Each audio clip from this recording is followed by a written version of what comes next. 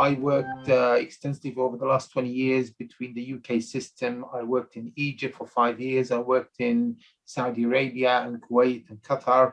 I have, through the petroleum system, ended up delivering practices in sub-Saharan Africa, as well as far afield as in Malaysia as well. So I developed several courses around the globe, but my experience in Southampton has been a bit different. When I developed courses in Kuwait and in Egypt and here in the UK at Portsmouth University, there was an existing course that had to be upscaled or redesigned for a new purpose. But when I joined Southampton January 2020, a year ago, I was given a blank piece of paper. Chemical engineering didn't exist at the university, and I was told to design a course that meets the traditional needs of chemical engineering, but looks into the future. And this brings us to the first element of what I had to do when I was looking at the design of going through a blank piece of paper. What do I have in mind? I need to see what educationalists have done in the past. And looking at what Stephen has said from Plymouth University, education is grounded in the past to develop the future. And this kind of presents a concept of what we're trying to do in terms of the chemical engineering core, integrating sustainability within the syllabus that we have to do. But then 8 weeks into working with Southampton, I ended up having my third child. I was in paternity leave. And before I came back to the university, I was in lockdown, and I still am in lockdown. So the ability to maneuver and function became a bit different. I ended up having to develop a new course for the university in a virtual environment. I ended up having to go through the validation and accreditation of this course in a virtual environment. And what I want to do and talk to you around it today is our focus around the change from core chemical engineering into a chemical engineering that meets the sustainable development future needs.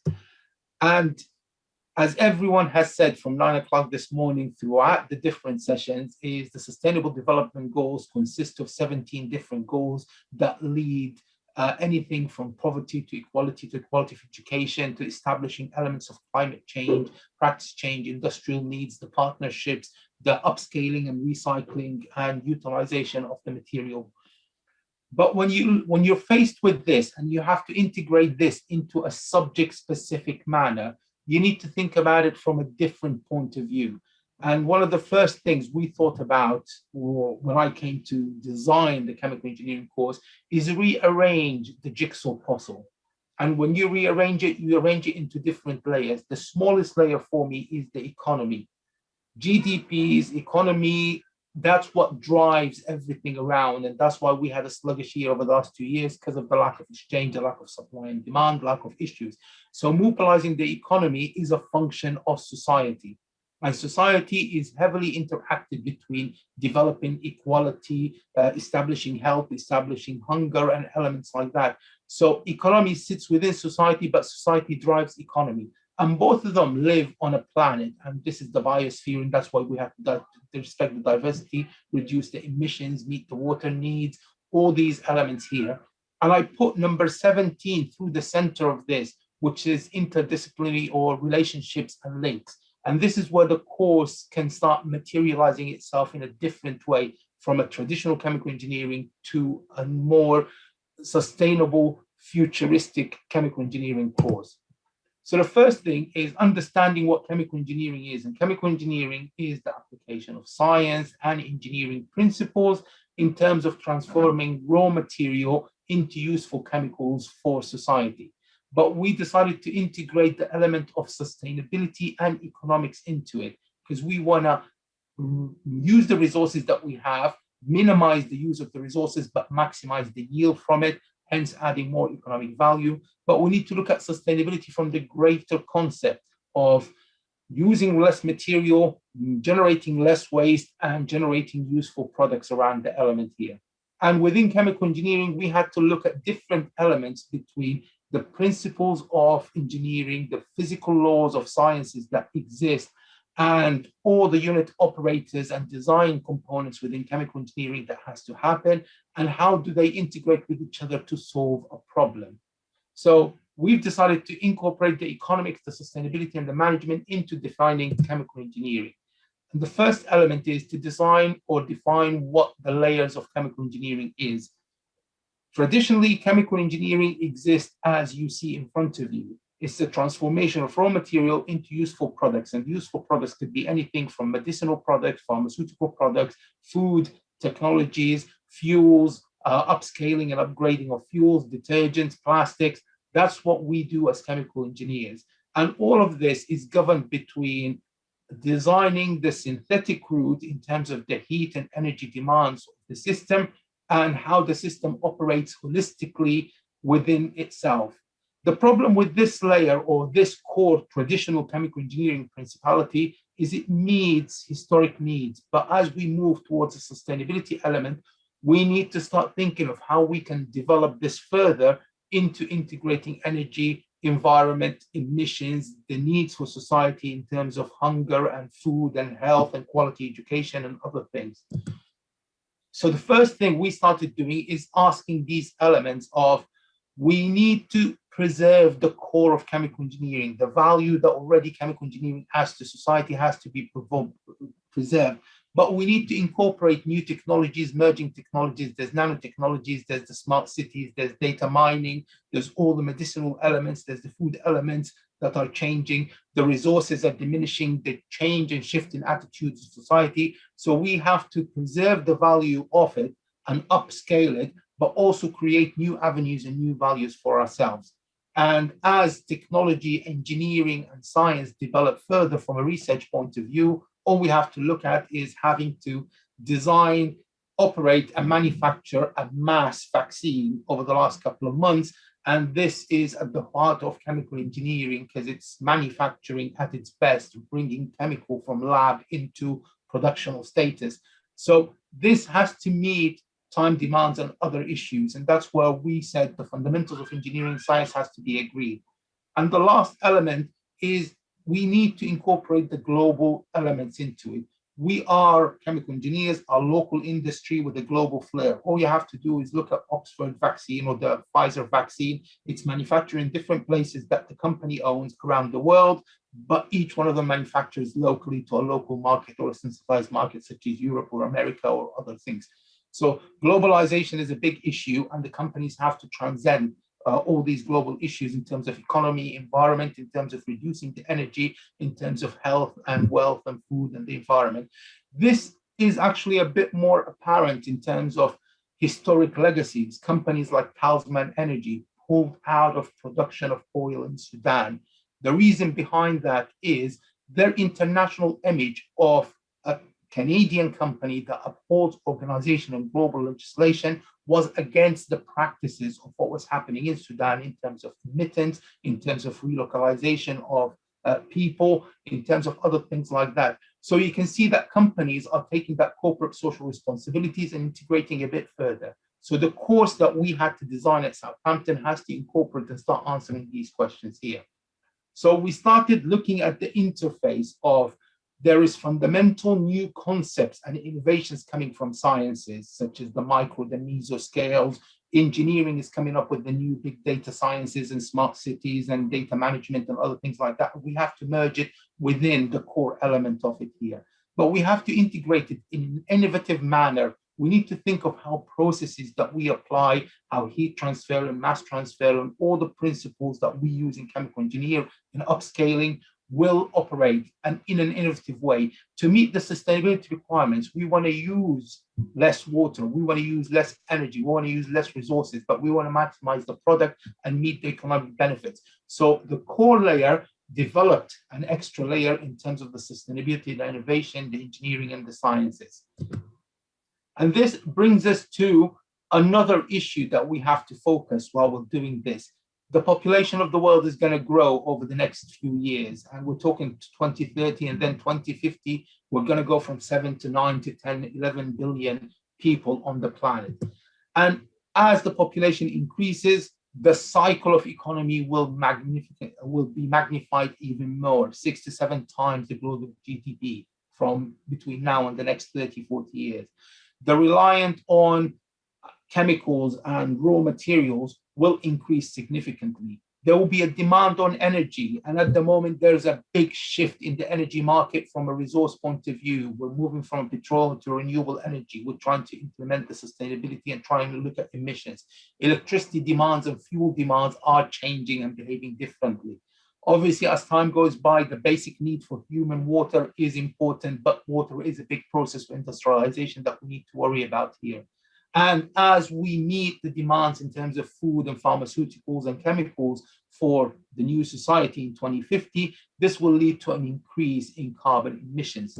So one of the biggest elements that we have to worry about as chemical engineers is look at how we're going to use natural resources to bring goods into the market, but minimizes the last element in terms of the waste, the environment, the distribution to it here.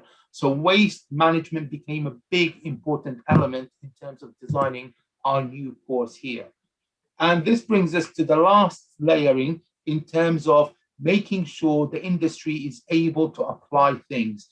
We, as the educators, have to develop the education and the long life association with education. If we are going to talk about a sustainable chemical engineering course that not meets today's needs, but future needs, education has to be at the heart of it. Society needs to feed in what it requires for the educators to then be able to upscale the course on a cyclic level. That's why we have an industrial board. That's why we have an accrediting body. That's why we go through validation every 5 years to reinstigate what the course should deliver for the future rather than just for the past here. And in this, we are meeting the grand challenges and establishing the links that we established as a spear throughout the economy, society, and biospheres that we have here in terms of the applicational levels. And then there is a new dimension that we have to worry about here between the reality of taking current existing systems and how we model them experimentally to optimize our designs. This is what we do from a research laboratory point of view, but we can't simulate the production of every type of chemical and every type of processes. If we try to do that, the dangers, the pressures, the energy demands are severe. So we started moving towards the virtual models, where we use mathematical interpretations of real models in a virtual environment. We simulate what could happen and how we can maximize the outputs and minimize the inputs. And once we reach a conclusive design within the simulation virtual environment, we feed back into the real processes to try and simulate them. So at the heart of what we're trying to do, beyond increase the core layers of chemical engineering to meet sustainability needs, we actually have to infuse the computerization element, not from a delivery point of view, but actually from understanding how the processes could be improved further and how we can apply this in a better design here. So the next thing we started looking at here is the resources that we use and how we can use them sustainably. Look at the energy, the water, the food, the requirements. Look at all the elements that the global is facing now in terms of emissions, in terms of pandemics, in terms of oil spills, in terms of pollution, in terms of war on plastic, in terms of all the elements that people are perceiving as negative to the environment and anti-sustainability. So if you try and integrate all of these into it here, what we came up with is the first shift in education for engineers and chemical engineering particularly, is we need to link chemical engineering knowledge with a lifelong association. It's not just about the course that we deliver today, it's about beyond that course. Our students are lifelong associated learned individuals who are continuously seeking CPDs, chartership, affiliations with the industries and other things. So the course that we design is linked to the Institute of Chemical Engineers that will oversee their development at different levels, between incorporated engineer to chartered engineer to a practicing engineer, and develop these courses here. And then we try to modernize classical elements by adding more fundamental science, but more renewable energies, more new processes, emphasis on the biological, the pharmaceutical, the electronic systems, and how they can be utilized from a chemical engineering point of view to maximize the productivity of the design element. So the first thing we came up with is a focus on sustainability. Our vision, our strategy is to design an internationally focused course around sustainability. We aim to equip our graduates with skills that will enable them to respond to the changing landscapes of chemical engineering. So it's a sustainable course but it's also the changing layers of the chemical engineering that we aim to design things around here. And with that came the 17 Millennium Goals, or Sustainable Development Goals, that the United Nations offered, and we tried to transpose that across what we have done. So the first thing is designing the general scheme of advanced sustainability in chemical engineering. We designed the brochure of what our image wants to be. We want to have quality in education, and this is diffused through our institute. We are number 15 out of 130 universities in the UK, Southampton. We're in the top 100 in all matrices and other qualifying elements. We read world research is defined through the Russell Group and through the income of research that we have here. So we already have the quality in education. We have been awarded the Athena's One, which is a representation in the UK in terms of gender equality, diversity, and all these elements. So we started through the quality of the institute to enhance this into our quality of teaching. The other thing that we wanted to do when designing our syllabus is look at the new areas. Where is the biological areas for pharmaceuticals and food? Where is the scenario area in terms of mesoreactors and microreactors rather than large-scale reactors, maximizing productivity in a continuous phase rather than a batch system here. Work closely with the industries, look at efficiency, look at the 12 layers of green chemistry and how we can reduce and reuse and recycle and upcycle, and try and innovate in chemical engineering as much as possible. And we took that in combination with the Institute of Chemical Engineering requirements of core, depth, breadth, and design, and we tried to marry that element from the first year to the second year to the third year if you graduate with a BEng, or fourth year if you're graduating with an MSc. So it grows with you as you go through the system, and the sustainability is a main feature of all coursework, and our design should incorporate 40% practical elements, because engineers by trade should have dirty hands, but they need to develop the academic skills as well from a historical point of view to the future applications point of view here. So the next thing is we looked at what the market requires in terms of what does the industry require in upscaling, in sustainability, and other things like that. Design for the long term. We're not designing a classical chemical engineering course that does not meet today's requirements. We're designing a sustainable chemical engineering course that looks into the future here.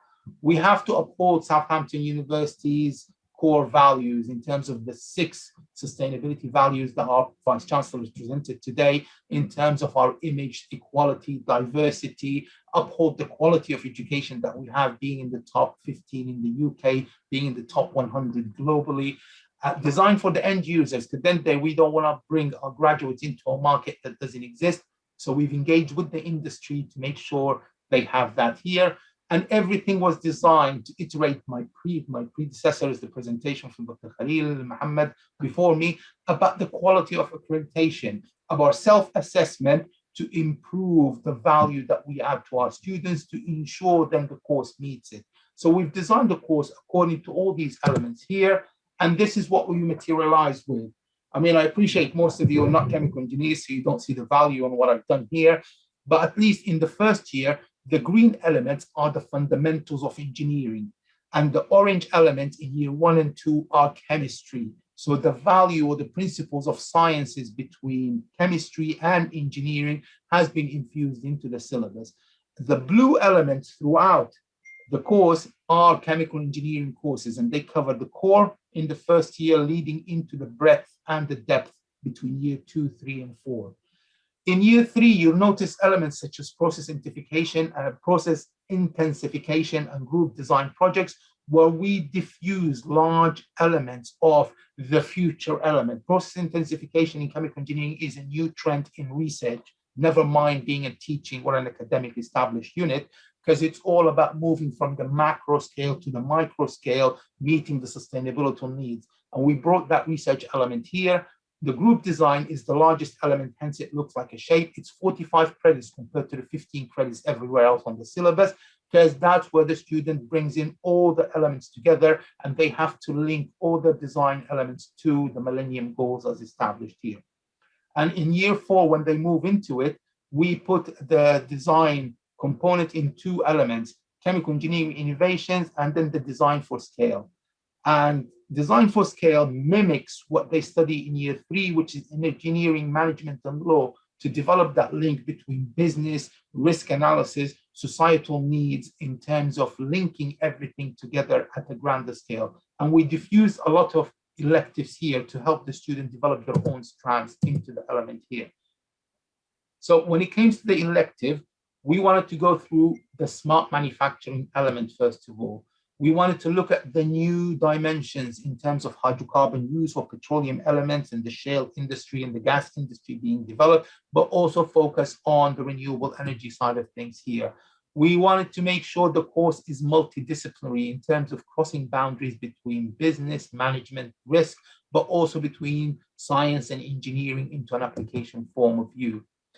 Data sciences and management is a big element of it here, and I will talk about this when I come to my lab element here, and contribute to society positively in terms of our graduates, our holistic graduates who have the core, the depth, the breadth of chemical engineering, but can value and add more to society in terms of the element here.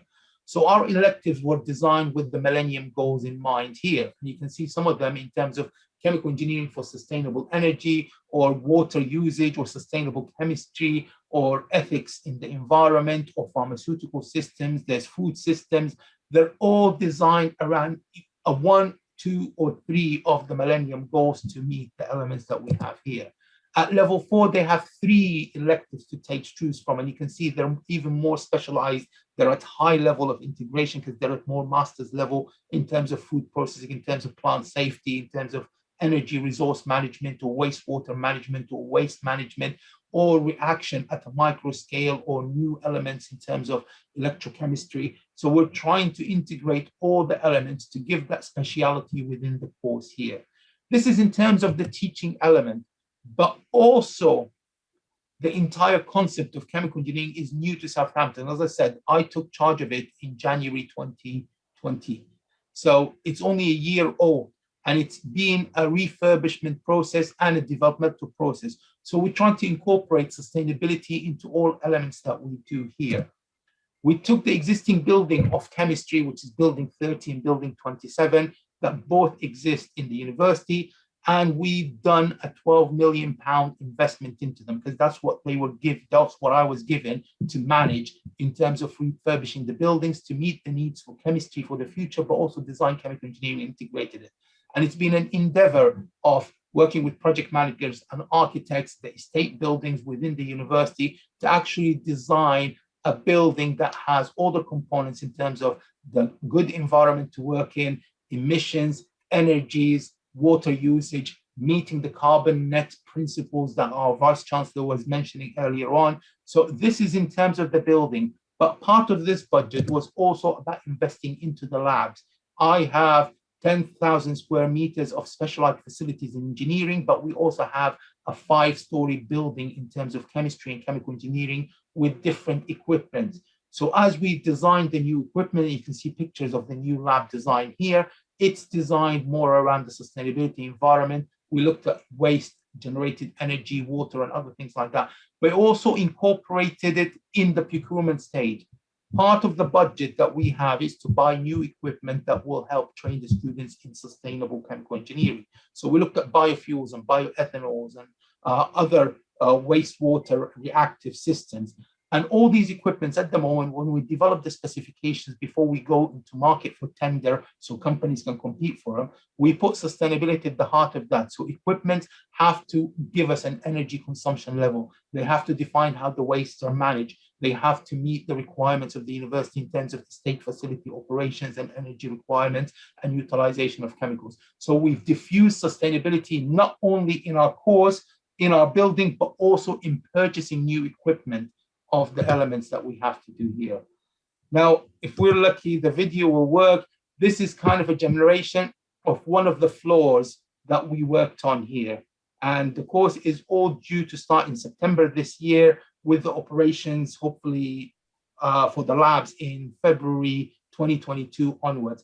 But you can see in this floor here, we've designed localized areas for the students to have their cupboards. You move into the main lab space here.